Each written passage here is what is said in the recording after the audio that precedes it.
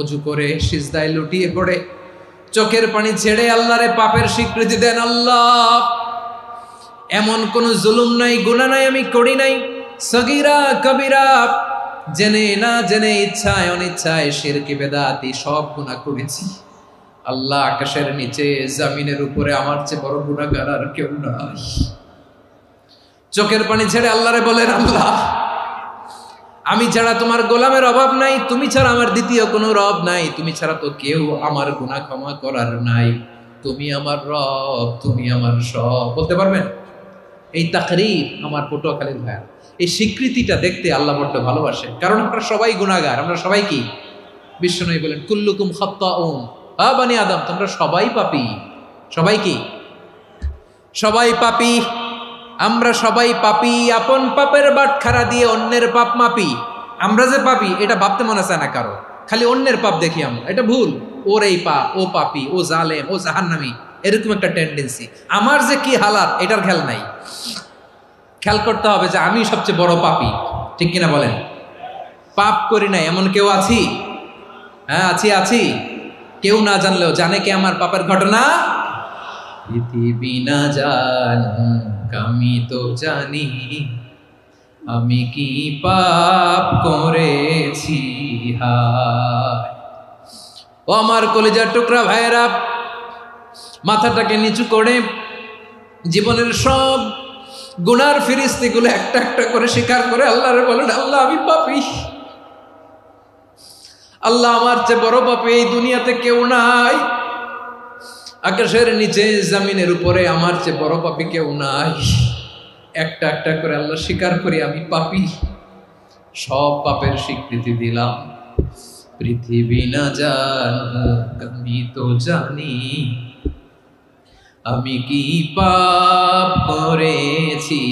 হায় আমার পাপের করলে বিচার, বাচার আমার নাই উপায়।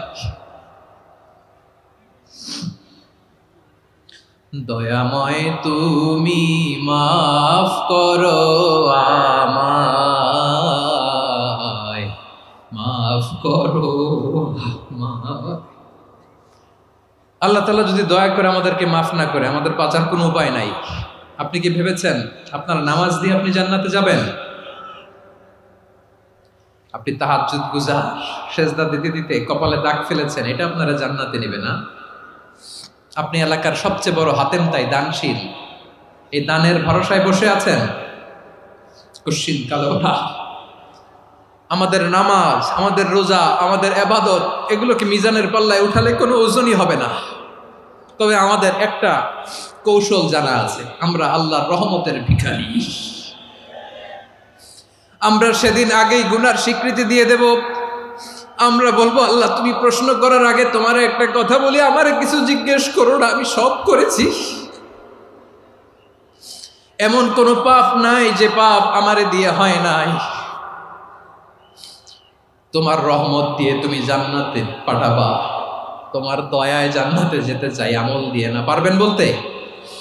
কিয়ামতের দিন আমরা বলবো, আল্লাহ, আমার আমল দিয়ে জান্নাত চাই না, আমি তোমার দয়া দিয়ে জান্নাত চাই। তোমার দয়া ছাড়া আমার কোনো উপায় নাই। কারণ আল্লাহ যদি বিচার করে, বাঁচার কারো উপায় নাই। আল্লাহ যদি বলে ফেলেন তুই এটা করলি কেন, ওখানে গেলি কেন, কোরআনে 1000 বার নিষেধ করলাম তারপরেও এই পাপে জড়ালি কেন, এরকম প্রশ্ন ছুড়ে দিলে আমার উত্তর আছে? বাঁচার কোনো উপায় আছে? রোজ হাসরে হে আল্লাহ আমার করুণা বিচার, আল্লাহ করুণা বিচার। বিচার চাহি না তব দয়া চাহি, এ গুনাহগার, আল্লাহ করুণা বিচার। আপনার আমল দিয়ে জান্নাতে যাবেন? কি দিয়ে যাবেন? আল্লাহর দয়া দিয়ে। আল্লাহর রহম আর দয়া ছাড়া কেউ জান্নাতের চেহারাও দেখতে পাবে না। চাইবো একজন সত্তার কাছে, আওয়াজ করে বলুন তিনি কে? একজন সত্তার কাছে চাইবে। বিশ্বনবী ওনার চাচাতো ভাই আব্দুল্লাহ ইবনে আব্বাস রাদিয়াল্লাহু তাআলা আনহুকে বললেন, ইয়া আব্দুল্লাহ ইবনে আব্বাস, হে আব্দুল্লাহ ইবনে আব্বাস, ইযা সাআলতা ফাসআলিল্লাহ, যখন চাইবে আল্লাহর কাছে যাও।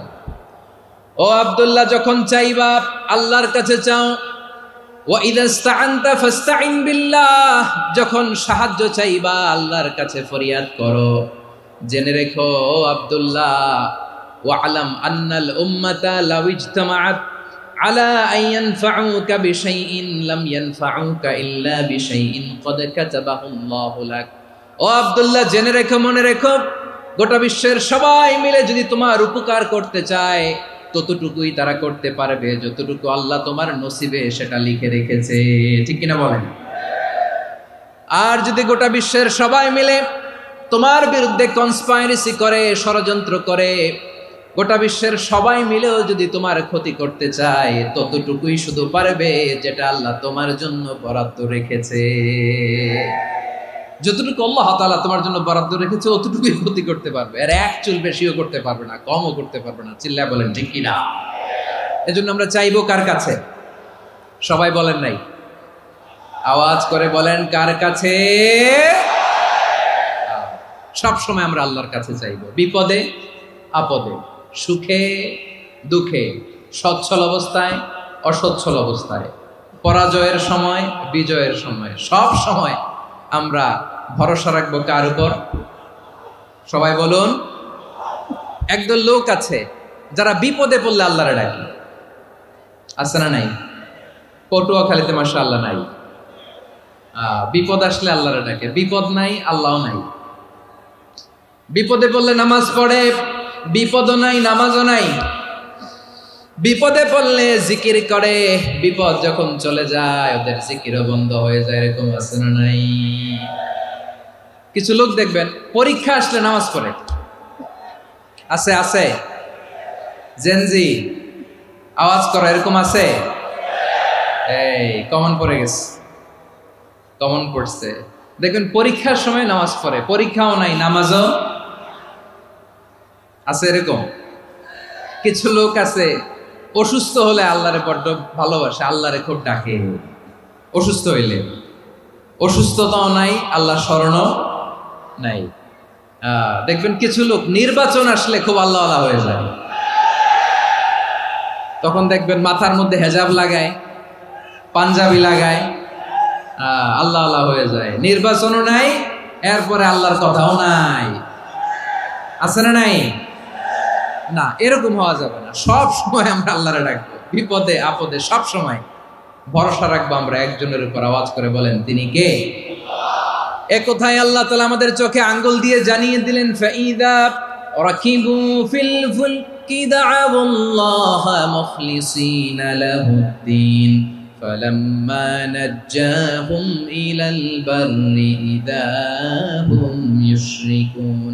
আল্লাহ বলে একদল লোক আছে, তারা যখন নৌযানে চড়ে, জলযানে চড়ে, সাগরের মধ্যে যখন জাহাজে চড়ে, লঞ্চে চড়ে, তারা যখন তুফানের সম্মুখীন হয় তখন তারা আল্লাহরে বড্ড বেশি ডাকে, একান্তভাবে ডাকে, বিশুদ্ধ চিত্তে ডাকে।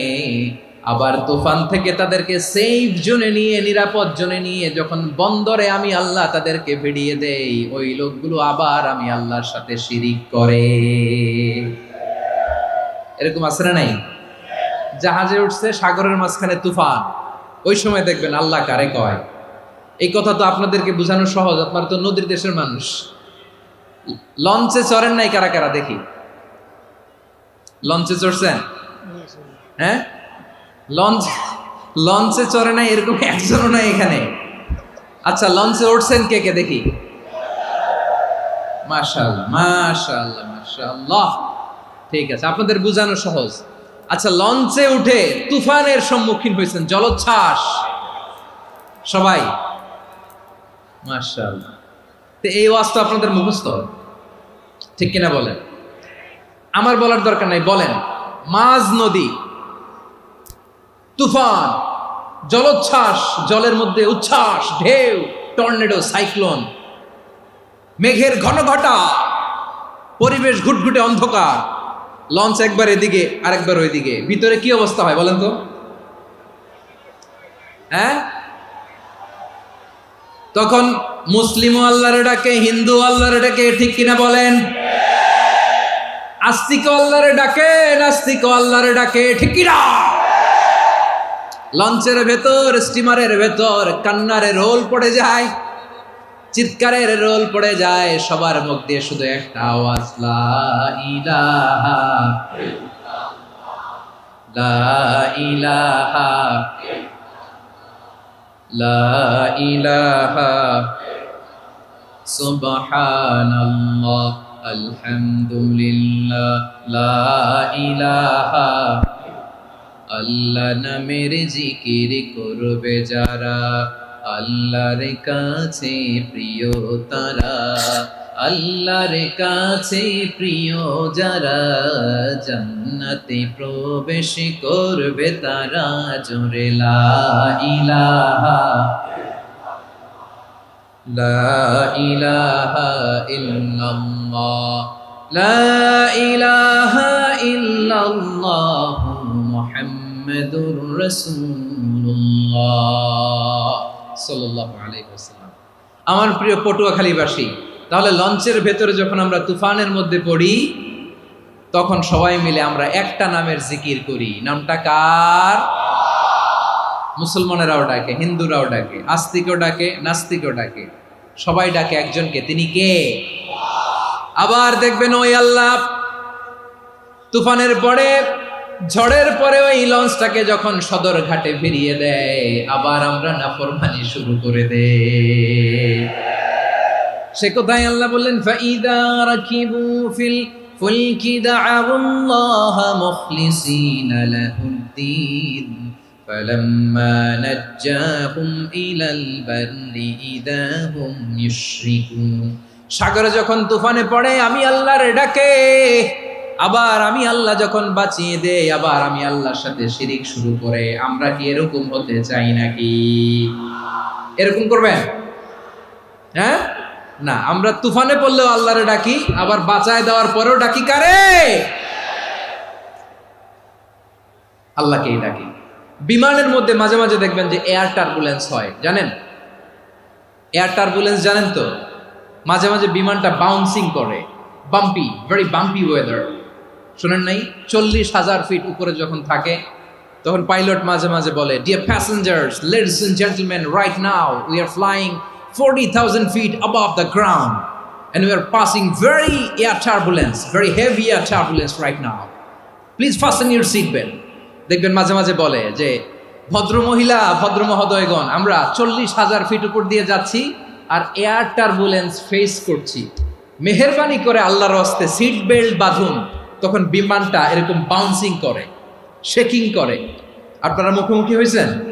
ইদানিং এই এয়ার টার্বুলেন্স বেড়ে গিয়েছে। গত বছর আমার ইন্টারন্যাশনাল অনেকগুলো ফ্লাইট ছিল, তো আমি দেখলাম যে আগের ফ্লাইটগুলোর তুলনায় এখন এয়ার টার্বুলেন্স খুব বেশি। আমি একটু রিসার্চ করে দেখলাম, ক্লাইমেট চেঞ্জের কারণে, জলবায়ু পরিবর্তনের কারণে আকাশের বাতাসের মুভমেন্টে পরিবর্তন হয়েছে, ফলে এখন বিমান শেকিং করে বেশি, বাউন্সিং, বাম্পি ওয়েদার। তো বলেন তো, 40,000 ফিট উপরে যখন আপনি, কয় হাজার ফিট? সবাই বলুন, কয় হাজার ফিট? 40,000 ফিট উপরে যখন আপনি, তখন যখন বিমানটা এরকম বাউন্সিং করে, সবাই যখন ভমিটিং করে বিমান নষ্ট করে দেয়, বমি করে, তখন বাঁচানোর কে আছে আল্লাহ ছাড়া? কেউ আছে? ওই মুহূর্তেও সবাই মিলে একজনের ডাকে আওয়াজ করে বলেন, তিনি কে? মাঝে মাঝে কিছু সোশ্যাল মিডিয়ায় কিছু ভিডিও পাওয়া যায় যে হেভি যখন এয়ার টার্বুলেন্স হয়, 10 সেকেন্ড 15 সেকেন্ডের কিছু ভিডিও পাওয়া যায়, বিমানটা এরকম বাউন্সিং করছে, বাম্পি ওয়েদার, কাঁপছে, মানুষগুলো বমি করছে, অক্সিজেন মাস্কগুলো সব ঝুলে পড়েছে, বিমানটা শুধু কাঁপছে। তখন দেখবেন বিমানের ভেতরেও এরকম লঞ্চের মতো চিৎকার আছে না নাই? বিমানের ভেতরেও তখন চিৎকার। গত বছর হিথ্রো এয়ারপোর্ট থেকে সিঙ্গাপুর এয়ারলাইন্সের একটা ফ্লাইট, হিথ্রো টু চাঙ্গি, একটা ফ্লাইটে এমন বেশি এয়ার টার্বুলেন্সের শিকার হয়েছিল ওই এয়ারক্রাফটটা, 33 জন যাত্রী সেখানে আহত হয়েছে, একজন যাত্রী নিহত হয়েছে। কেবিন ক্রুজ, এয়ার হোস্টেস যারা আছে, একজনের নাক ফেটে, চোখ ফেটে, কপাল ফেটে, ব্লিডিং হয়ে শয়লা। প্রিয় ভাইয়েরা, ওই 40,000 ফিট উপরে বিমানটা যখন কাঁপবে, তখন আমাদেরকে আল্লাহ ছাড়া আর কেউ বাঁচানোর আছে? এত আসতে বললে হবে? ওই কঠিন মুহূর্তে আমার বাবা আমারে বাঁচাতে পারে, আমার বন্ধু আমারে বাঁচাতে পারে? এই গ্রাউন্ডে, জমিনের বুকে আমার প্রোটোকল, আমার ক্ষমতা, আমার দাম্ভিকতা, কোনো কিছু আমারে বাঁচাতে পারে? একজন ছাড়া। চিল্লায় বলতে হবে, তিনি কে? সে আল্লাহ বললেন, গোলাম, আমি বিপদের সময় ঠিকই তোমাদের বাঁচিয়ে দেই। ওই বিমানের ভেতরে 40,000 ফিট উপরে যখন তোমরা এয়ার টার্বুলেন্সের শিকার হও, তখন নাস্তিকও আল্লাহরে ডাকে, হিন্দু আল্লাহরে ডাকে। জোরে বলেন ঠিক কিনা? আবার বিমানটা যখন শান্ত হয়ে যায়, একটু পরেই বিমানের স্ক্রিনের মধ্যে হিন্দি সিনেমা খোঁজে। বিমানের স্ক্রিনে কিন্তু বিশাল ওখানে আফলাম, ফিল্মের একেবারে বোঝাই করা। বিমানটা শান্ত হলে আবার হিন্দি সিনেমা দেখা শুরু করে। একটু আগে ডাকছিল কারে? কারে? দেখবেন বাংলাদেশে আমাদের ক্রিকেটাররা যখন অন্য কোনো দেশের সাথে খেলে, অনেক সময় এমন হয়, বল বাকি একটা, রান দরকার 6টা। বল বাকি কয়টা? পটুয়াখালী বুঝে নাই বোধহয়। বল বাকি কয়টা? রান দরকার।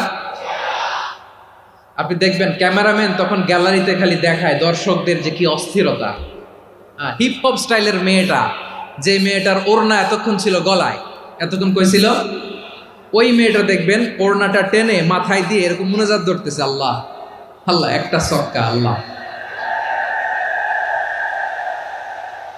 আল্লাহ, আমার লাল সবুজের পতাকারে তুমি অপমানিত কইরো না আল্লাহ, ইন্ডিয়ার সাথে আমাদের খেলা, আল্লাহ আল্লাহ, একটা সক্কা, একটা।